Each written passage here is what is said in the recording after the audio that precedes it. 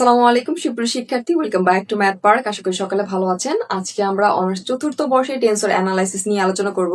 Science B পাবলিকেশনের chapter 1 B যে রয়েছে vector ও tensor, এই চ্যাপ্টার থেকে এক্সাম্পল 5 এর 1 এখানে বলা আছে। দেখাও যে এই অংশ টেন্সর নয়, যদিও এ এর যে সূচক হচ্ছে পি একটি এক র্যাঙ্কের কোভেরিয়েন্ট বা হচ্ছে সহচর টেন্সর। এটাকে হচ্ছে কোভেরিয়েন্ট টেন্সর বলা হয়। এটাকে কিন্তু আমরা আবার এইভাবে লিখতে পারি, ডেল এক্স এখানে হচ্ছে কিউ বা হচ্ছে ডেল এক্স হচ্ছে পি। অর্থাৎ নিচের এই অংশ যদি বার থাকে এটাকে আমরা বোল্ড করে দেবো এবং এটাকে বলা হয় কোভেরিয়েন্ট বা হচ্ছে সচল টেন্সর। এখন আমরা সমাধান অংশে চলে যাই। সলিউশন, যেহেতু এই যে সূচক পি রয়েছে একটি এক র্যাঙ্কের কোভেরিয়েন্ট বা হচ্ছে সহচল টেন্সর। সহচল টেন্সর টেন্সরের যে রূপান্তরের যে নিয়ম রয়েছে আমরা লিখবো টেন্সরের রূপান্তরের সূত্র অনুযায়ী। আমরা জানি আমরা হচ্ছে এই অংশকে যদি টেন্সর আকারে লিখি, এর পাওয়ার হচ্ছে পি সমান সমান এখানে হবে এই অংশের নিচে চলে যাবে অর্থাৎ পি, এবং আমরা জানি হচ্ছে কি এই অংশটুকু আই সমান সমান কিন্তু আমরা পি লিখতে পারি, এবং যে সমান সমান হচ্ছে কিউ। ডেল এক্স এখানে হবে আই। এই অংশটুকু আমরা হচ্ছে পেয়ে গেছি। ক্যালকুলেশনের সুবিধার্থে আমরা হচ্ছে 1 নং সমীকরণ দিয়ে দিব। এখন 1 নং সমীকরণের একটু লক্ষ্য করুন, আমার যখন এখানে পি এই সূচক থাকবে পি, আমরা হচ্ছে এটাকে কিউ সাপেক্ষে অন্তরীকরণ করবো অর্থাৎ আংশিক অন্তরীকরণ। এখন আমরা লিখবো হচ্ছে 1 নং এর উভয় পক্ষে অর্থাৎ এই পক্ষে এবং এই পক্ষে উভয় পক্ষে আমরা হচ্ছে এই যে এক্স টু দি পাওয়ার হচ্ছে বার কিউ এই অংশ দ্বারা আংশিক অন্তরীকরণ করে পাই। এখন আমাদের যে 1 নং সমীকরণ, এখানে একটু লক্ষ্য করুন, আমরা যখন হচ্ছে টেন্সের রূপান্তর আকারে লিখবো এখানে কিন্তু আমরা এক্সট্রা একটা আই নিয়েছি, আমরা হচ্ছে টেন্সর আকারে এই আইটাও উপরে দিয়ে দিব। এটা এখন 1 নং সমীকরণ।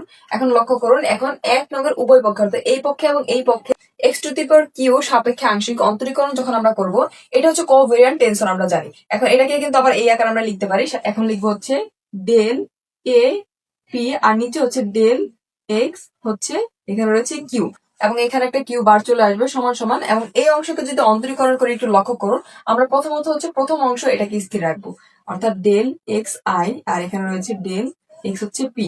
এই অংশকে যদি হচ্ছে এই অংশের সাপেক্ষে অন্তরীকরণ করি, সেই ক্ষেত্রে থাকে ডেল আই এখানে হবে ডেল এক্স কিউ প্লাস আবার হচ্ছে আমরা এই অংশকে স্থির রেখে এই অংশকে অন্তরীকরণ করলে প্রথম অংশকে যদি অন্তরীকরণ করি, আমরা যার সাপেক্ষে করছি ডেল এক্স এখানে কিউ, এবং এখানে নিচে রয়েছে হচ্ছে ডেল এক্স এখানে পি, এবং এই অংশ হয়ে যাবে ডেল স্কয়ার এক্স আই এবং স্থির থাকবে হচ্ছে এ আই। আশা করি হচ্ছে এই অংশটুকু অন্তরীকরণ আপনাদের বুঝতে কোনো সমস্যা নেই।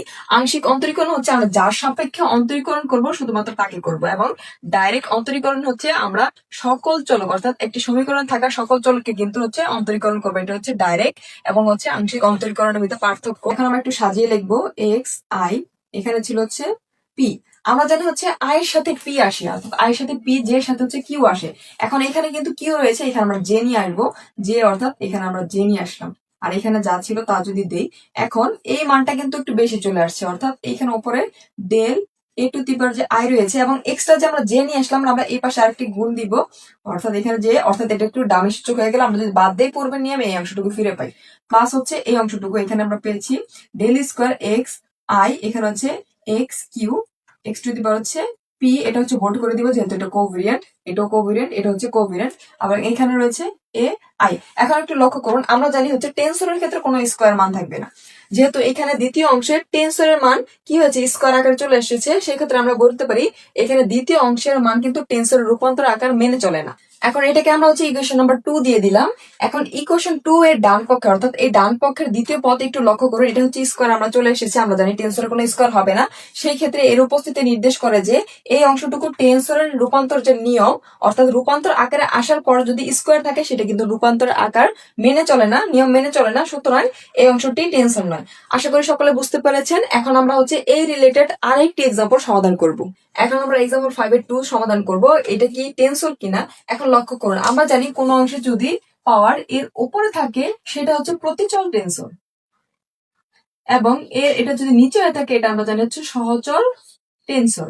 এখন এটাকে কিন্তু আবার আছে আমরা এইভাবে লিখতে পারি অর্থাৎ প্রতিচলের কিন্তু উপরে থাকবে অর্থাৎ এখানে বার থাকবে উপরে, এবং নিচে হবে এটা যদি পি কিউ থাকে অর্থাৎ এর নিচে বার হবে না, এবং যেটা আছে সহচল সেই ক্ষেত্রে বারটা হয়ে যাবে নিচে, অর্থাৎ এই নিচের মান হচ্ছে বার, আর এখানে থাকবে হচ্ছে কিউ। অর্থাৎ এটাকে আমরা দুই ভাবে প্রকাশ করতে পারি, এবং এটাকে প্রতিচল বা হচ্ছে কন্টাভেরিয়েন্ট বলা হয়, এটাকে কিন্তু সহচল বা হচ্ছে কোভেরিয়েন্ট বলা হয়। এখন আমরা যদি হচ্ছে সমাধান অংশে চলে যাই, সলিউশন, যেহেতু আমরা এই অংশ সমান সমান কিন্তু এ সূচক পি এটা লিখতে পারি, এবং এই প্রতিচল টেন্সরকে আমরা জানি কি, এই প্রতিচল টেন্সর হচ্ছে কি, এটা কিন্তু হচ্ছে এক র্যাঙ্কের একটি প্রতিচল টেন্সর। আমরা লিখে নিব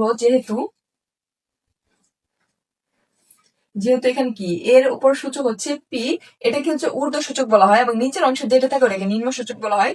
একটি এক মাত্রার প্রতিচল টেন্সর। আমরা হচ্ছে টেন্সর রূপান্তর সূত্র অনুযায়ী এই অংশে লিখলে আমরা পাই এ, এখানে হচ্ছে পি সমান সমান, আমরা জানি প্রতিচলের ক্ষেত্রে এটা উপরে চলে আসবে অর্থাৎ পি, এবং পি এর সাথে আমরা জানি হচ্ছে এখানে অর্থাৎ আই সমান সমান আমরা কিন্তু হচ্ছে পি লিখতে পারি, সেই ক্ষেত্রে এখানে হবে, এবং নিচে হবে ডেল এক্স হচ্ছে আই। অর্থাৎ এখানে প্রতিচল বিদায় আমরা কিন্তু উপরে নিয়েছি, আমরা জানি প্রতিচল এটা হচ্ছে উপরে হয় অর্থাৎ এই যে, এবং সচলের ক্ষেত্রে কিন্তু এটা নিচে হয়ে থাকে, এবং এখানে কিন্তু আমরা আই এক্সট্রা লিখেছি, এখানে একটা টেন্সর আই নিয়ে এখানে হচ্ছে ইকুয়েশন নাম্বার 1 দিয়ে দিব। এখন একটু লক্ষ্য করুন, আমাদের যখন এখানে পি থাকবে আমরা জানি এখানে সূচক যদি পি থাকে আমরা হচ্ছে কিউ দ্বারা আংশিক অন্তরীকরণ করব। এখন আমরা হচ্ছে 1 নং সমীকরণে উভয় পক্ষে এই যে এখানে আমরা পেয়েছিলাম এক্স টু দি পাওয়ার হচ্ছে কিউ, আমরা জানি যদি পি থাকে আমরা কিউ দ্বারা এর উভয় পক্ষে আংশিক অন্তরীকরণ করে পাই। এখন একটা অঙ্কে যখন আমরা আংশিক অন্তরীকরণ করব, এই অংশ সমান সমান কিন্তু আমরা এই অংশ লিখতে পারি, এখানে হবে ডেল এ পি এবং নিচে হবে ডেল এক্স, এখানে এক্স বার হচ্ছে কিউ সমান সমান। আমরা প্রথমত এই অংশকে স্থির রেখে এটাকে অন্তরীকরণ করব।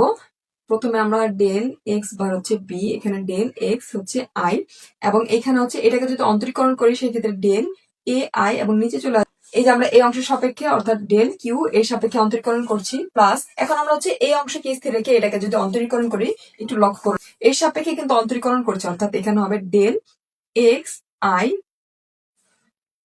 এবং এখানে ডেল এক্স এখানে হচ্ছে কিউ, এবং ওপর অংশ হয়ে যাবে ডেল স্কয়ার এক্স হচ্ছে পি, এবং এটাকে আমরা স্থির রাখি। এখন আমরা জানি কি, আমরা আই এর সাথে হচ্ছে পি আসে এবং জে এর সাথে হচ্ছে কিউ আসে।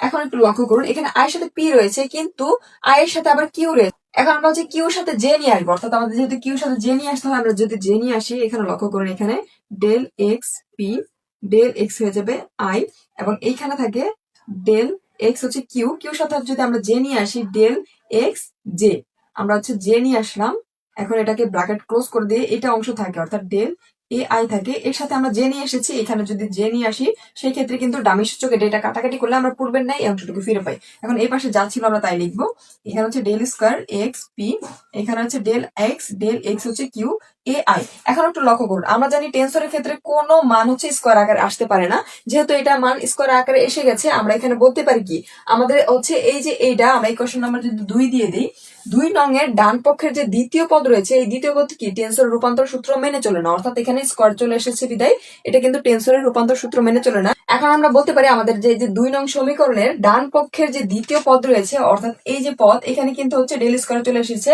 যা হচ্ছে আমাদের টেন্সর রূপান্তরের নিয়ম মেনে চলে না, নির্দেশ করে যে এই যে এই অংশটুকু অর্থাৎ প্রতিচল যে টেন্সর রয়েছে টেন্সর রূপান্তর সূত্র মেনে চলে না, সুতরাং আমাদের এই যে অংশটুকু টেন্সর নয়। এই অংশটুকু টেন্সর কিনা ক্যালকুলেশন শেষে আমরা বুঝলাম এই অংশটুকু টেন্সর নয়, এটাই মূলত হচ্ছে অ্যান্সার।